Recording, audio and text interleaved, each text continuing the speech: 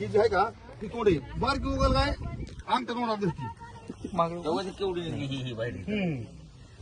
ते तोंड लय तोंड मोठं त्याची आपल्याला तोंड कळून येत नाही उगल गायची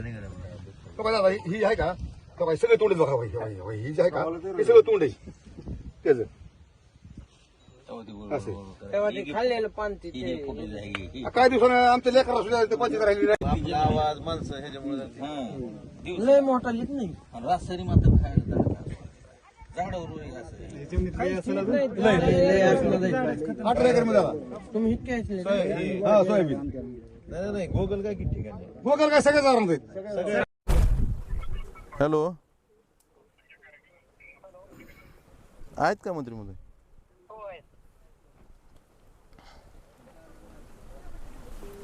हॅलो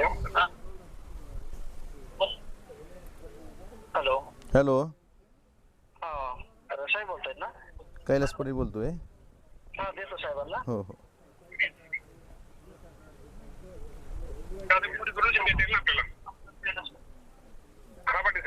मामा नमस्कार